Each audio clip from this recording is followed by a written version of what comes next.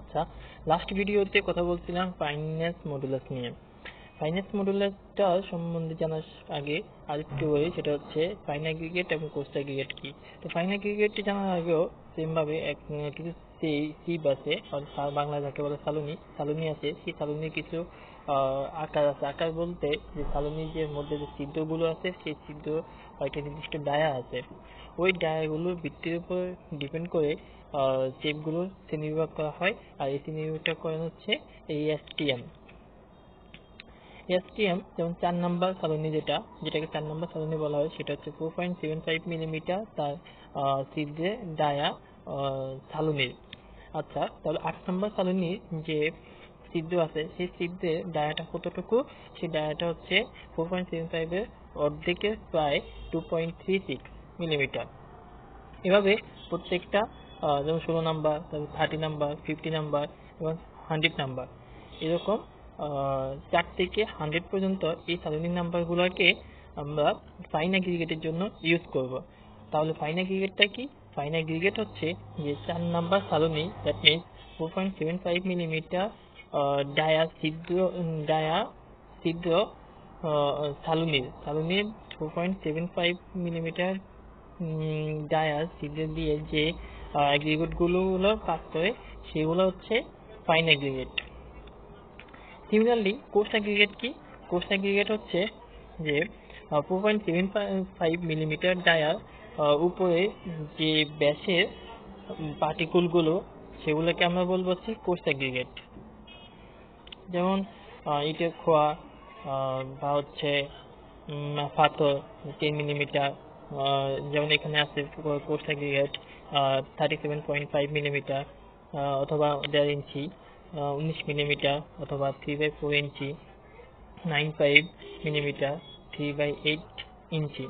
ওকে, তো এই সারণীগুলো মুখস্থ করে রাখবেন। সারণীগুলো মুখস্থ করার জন্য একটা সহজ পদ্ধতি হচ্ছে 4.75 মিলিমিটার কে মনে রাখবেন। 4.75 মিলিমিটারের নিচে যে সাইজগুলো, সেই সাইজগুলো ফাইন অ্যাগ্রিগেট। 4.75 মিলিমিটার উপরে যে সাইজের পার্টিকেল গুলো অথবা যে সিপ বা সালনি আছে, সেই সালনিটা হচ্ছে কার জন্য? কোস্ট অ্যাগ্রিগেটের জন্য। তাহলে ফাইন অ্যাগ্রিগেটের যে 4.75 মিলিমিটার নিচে যে এএসটিএম এর স্ট্যান্ডার্ড যে সাইজগুলো দিতে, সেই সাইজগুলো মনে রাখার জন্য খুব সিস্টেমটা হচ্ছে যে 4.75 মিলিমিটার অর্ধেক কত? 2.36। 2.36 এর অর্ধেক কত? প্রায় 1.18। তার অর্ধেক কত? প্রায়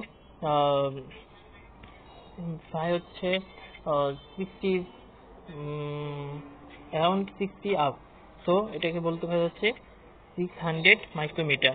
সেম ভাবে তার অর্ধেক 300 মাইক্রোমিটার, তার অর্ধেক 150 মাইক্রোমিটার। এভাবে মনে রাখতে পারেন, ঠিক আছে? তাহলে 11 এবং 12 নম্বর কমপ্লিট হয়ে গেছে। 11 এবং 12 নম্বর বলা আছে যে 4.75 মিলিমিটার যদি পাস করে, সে পার্টিকেল গুলা কে বলবো হচ্ছে ফাইন অ্যাগ্রিগেট, এবং 4.75 মিলিমিটার যদি রিটেন করে, তার উপরে পার্টিকেল গুলো বলবো হচ্ছে কোস্ট অ্যাগ্রিগেট।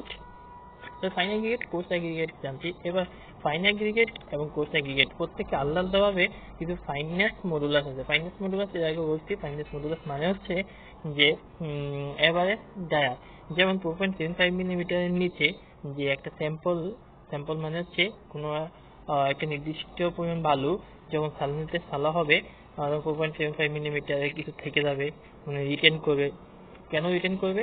কারণ 4.75 মিলিমিটারের থেকে বেশি ডায়া যে পার্টিকেল গুলো, সেই পার্টিকেল গুলো অবশ্যই কি যেতে পারবে না, আটকে যাবে। 4.7 মিলিমিটার ডায়া যে ছিদ্র, সেটা দিয়ে পাস করতে পারবে না। যেমন 5 মিলিমিটার ডায়া কখনো কি 4.75 মিলিমিটার ডায়া দিয়ে পাস করতে পারবে? পাস করতে পারবে না। তাহলে 4.75 মিলিমিটারের উপরে যে ডায়াটা 5, 4, 5, 6 এরকম যে সাইজের পার্টিকেল গুলো, সেই সাইজের পার্টিকেল গুলো কি করবে? উপরে থেকে যাবে। তাহলে এইভাবে পরবর্তী সাইজ কত? পরবর্তী সাইজ হচ্ছে 2.36। তাহলে বাকি যেগুলো চলে যাবে, পাস করবে, সে পাস করে 2.236 মিলিমিটার ডায়া ছিদ্রের চালনীতে প্রবেশ করবে, এবং সেইখানে 2.36 মিলিমিটার থেকে বড় যে পার্টিকেল গুলো, সেই পার্টিকেল গুলো কি করবে? থেকে যাবে, এবং অন্য পার্টিকেল গুলো কি করবে? পাস করে চলে যাবে। এভাবে ধাপে ধাপে 16 নাম্বার এবং 30 নাম্বার, এইভাবে ধাপে ধাপে হচ্ছে 100 নাম্বারে 150 মাইক্রো মিটারে গিয়া কি করবে, রিটেন করবে এবং ওইখানেও হয়তো পাস করে যাবে। পাস করে যাওয়ার পর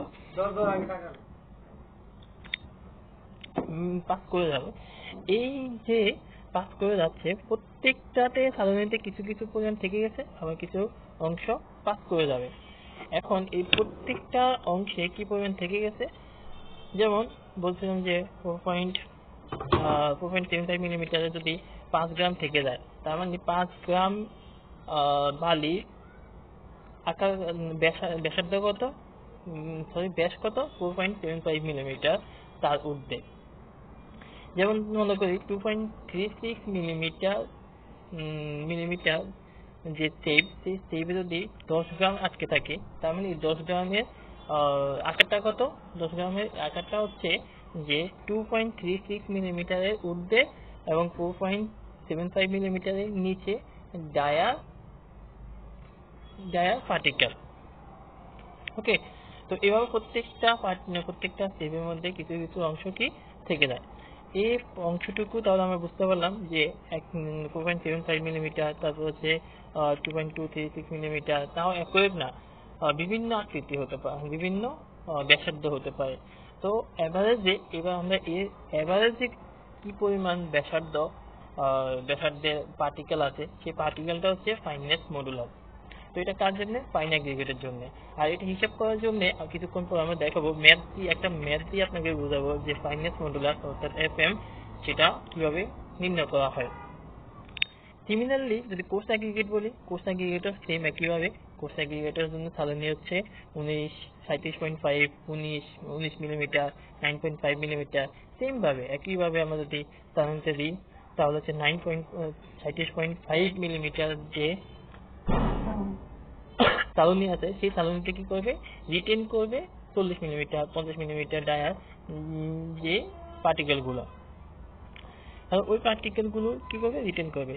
আর এইভাবে প্রত্যেকটা রিটেন করার পর ওই রিটেন কি একটা 40, কখনো আবার 20 মিলিমিটার ডায়া, কখনো আবার 10 মিলিমিটার ডায়া, এরকম আমরা বুঝতে পারতেছি বিভিন্ন ডায়া পার্টিকেল গুলো আমাদের স্যাম্পলে আছে।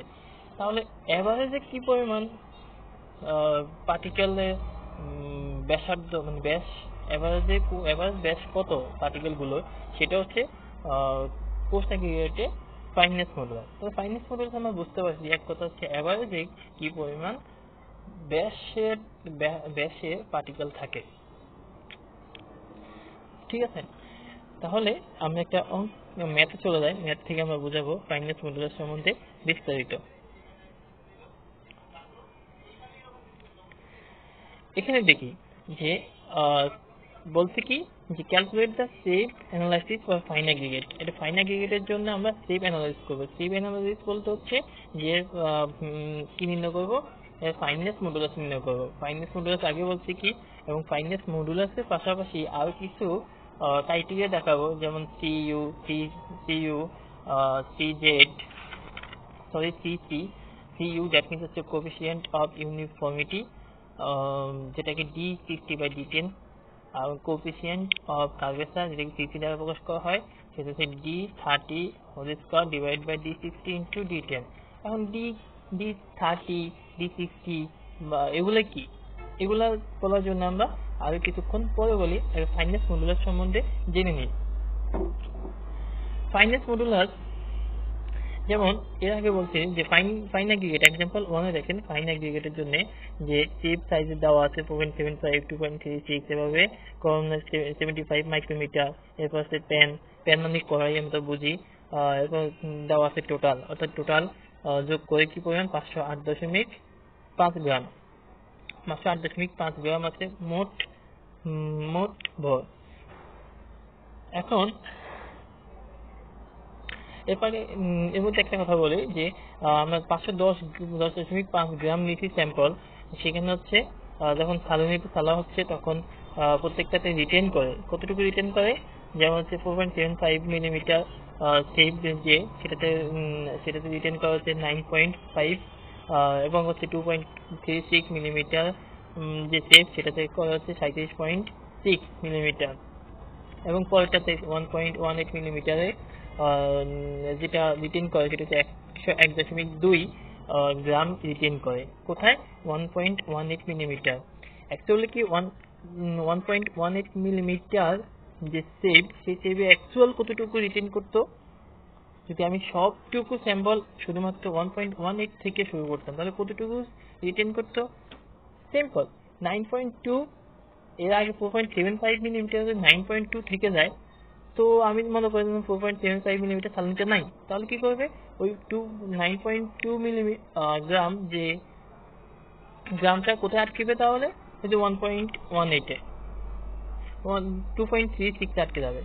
সিমিলারলি হচ্ছে উপরে যত ভর আছে সব ভরগুলো কি 1.18 মিলিমিটারে গিয়ে আটকে যাবে। কেন আটকেবে সেটা আমরা জানি। যেমন 10 মিলিমিটার একটি 10 মিলিমিটার একটি স্টোন নিলাম, সেই স্টোনটা কি করবে? 4.75 মিলিমিটার দিয়ে পাস করবে? না, করবে না। তাহলে 4.75 মিলিমিটার আটকে যাবে। যদি আমি 4.7 মিলিমিটার আটকে যে সেটটা সেটা মনে করে যে নাই, আমি কি করলাম 2.36 মিলিমিটার ডায়াতে দিলাম, তাহলে কি এটা চলে যাবে? চলে যাবে না, আটকে যাবে। তাহলে পরবর্তী 1.18 মিলিমিটার যদি আমি সেই 10 মিলিমিটার যে পার্টিকেলটা বা স্টোনটা সেটা যদি আমরা দিয়ে থাকি, সেটা কি পাস করবে? পাস করবে না। তার মানে উপরে সবগুলো কি করবে? 1.18 মিলিমিটারের উপরে যে চালনীগুলো, সে চালনী রিটেন যতটুকু করছে সবটুকু রিটেন আবার 1.18 মিলিমিটারও রিটেন করবে। তাহলে সিমিলারলি আমি পরবর্তী চালনীতে কি করবে? পরবর্তী চালনীতে মোট কতটুকু রিটেন করবে এই স্যাম্পলে? এই যে 600 মাইক্রোমিলিমিটারে আছে 102.2 মিলিমিটার রিটেন করছে, তার উপরে যেগুলো রিটেন আছে সেগুলো কি করবে? এই 600 মাইক্রোমিলিমিটার চালনীতে রিটেন করবে। তাহলে মোট কতটুকু রিটেন করবে 600 মাইক্রোমিলিমিটার? সেটাকে আমরা বলি হচ্ছে কিউমুলেটিভ রিটেন। তো এটাকে যদি পার্সেন্টেজ করি, পার্সেন্টেজ করা মানে হচ্ছে মোট টোটাল স্যাম্পলের ভর ডিভাইড মধ্যে কতটুকু আছে 600 মাইক্রোমিটার কতটুকু রিটেন করবে টোটাল, এবং 100 কত সেটা হচ্ছে পার্সেন্টেজ। তো 600 মাইক্রোমিটার সেভের মধ্যে কতটুকু টোটাল রিটেন করবে সেটা হচ্ছে কিউমুলেটিভ পার্সেন্টেজ। এখানে লেখা আছে টোটাল রিটেনটা হচ্ছে কিউমুলেটিভ পার্সেন্টেজ। আপনারা হিসাব করে দেখবেন যে এটাই আসছে। আর ইন্ডিভিজুয়াল রিটেন হচ্ছে যে ইন্ডিভিজুয়াল যে অর্থাৎ যেভাবে আছে ঠিক, যেমন 9.2 এর 100 কত, পার্সেন্টেজ কত, এবং 67.6 এর পার্সেন্টেজ কত, এগুলো হচ্ছে ইন্ডিভিজুয়াল প্রত্যেকটা সালনিতে ইন্ডিভিজুয়াল কতটুকু আছে। এটা তো আরেকটা জিনিস আমরা বুঝতে পারি যে ইন্ডিভিজুয়াল রিটেন যেটা, সেটা আরেকটা জিনিস বুঝতে পারি, সেটা হচ্ছে যে ওই সাইজে এই পরিমাণ, যেমন হচ্ছে 4.75 মিলিমিটার সেভে 2% কি আছে? 2% রিটেন করে আছে, অর্থাৎ ধরে আছে। তার মানে 4.75 মিলিমিটার ব্যাসে ঊর্ধ্বে যে পার্টিকেলগুলো সেগুলোর পরিমাণ কতটুকু? 2%। সিমিলারলি পরেরটা যদি আমি বলি 2.36 থেকে 4.75 মিলিমিটার এর অভ্যন্তরীণ ব্যাসে পার্টিকেল কতটুকু আছে? সেটা হচ্ছে 30%। একইভাবে যদি বলি যে 1.18 মিলিমিটার থেকে 2.36 মিলিমিটার অভ্যন্তরে কতটুকু পার্টিকেল বা কতটুকু স্যাম্পল আছে, সেটা হিসাব করলে হচ্ছে কত? 20% আছে 2.236 মিলিমিটার থেকে 4.75 মিলিমিটারে, 1.18 মিলিমিটার থেকে 2.36 মিলিমিটার অভ্যন্তরীণ আছে কতটুকু? 20%। এবার প্রত্যেকটা ইন্ডিভিজুয়াল দ্বারা সেমভাবে প্রত্যেকটা একইভাবে এরকম বোঝাবে। ঠিক আছে, এখন ইন্ডিভিজুয়াল বুঝতে পারছি। টোটাল রিটেনটা আরেকটা বলা হয় কিউমুলেটিভ পার্সেন্টেজ। তো কিউমুলেটিভ পার্সেন্টেজ, এখন এই কিউমুলেটিভ পার্সেন্টেজগুলো টোটাল কতটুকু, তাকে 100 দ্বারা ভাগ করলে যেটা হবে সেটা হচ্ছে ফাইননেস মডুলাস। তা আমি এর আগে বলছিলাম যে এটা হচ্ছে কি, যে অ্যাভারেজ, কিন্তু এখানে কি অ্যাভারেজ 100 দ্বারা ভাগ করা মানে কি অ্যাভারেজ বোঝাচ্ছে? না, 100 দ্বারা অ্যাভারেজ বোঝাচ্ছে না এই জন্যে কারণ আমরা 100 দ্বারা প্রত্যেকটাতে গুণ করে নিয়েছিলাম, প্রত্যেকটাতে 100 করে গুণ করে নিয়েছিলাম। হিসাব করে দেখবেন যখন পার্সেন্টেজ হিসাব করেন তখন 100 দ্বারা গুণ করে নিচ্ছেন। তার মানে 100 যখন গুণ করে নিচ্ছেন তখন 100 করে গুণ 100 টাকা কমন রেখেছিলেন এবং পরবর্তী 100 দ্বারা ভাগ করে দেন, তার মানে 100 কাটা যাচ্ছে। আলটিমেটলি আপনার কি দাঁড়াচ্ছে, আপনার ওই যে কিউমুলেটিভ যে যোগফল, সেই যোগফলগুলো অ্যাভারেজ করেন, অ্যাভারেজ করলে যা হচ্ছে তাই।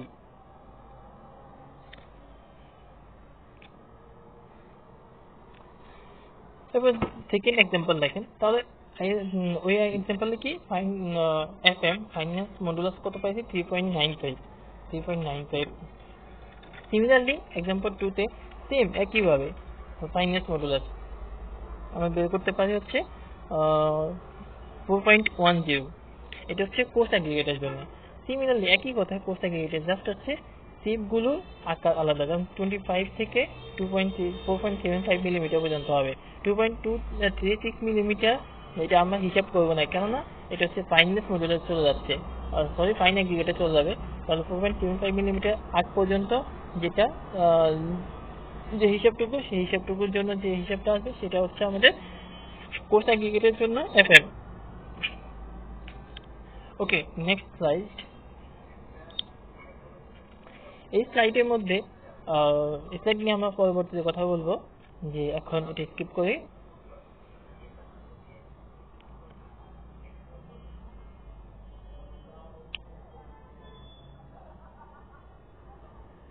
সরি, এখানে সামথিং মিসিং।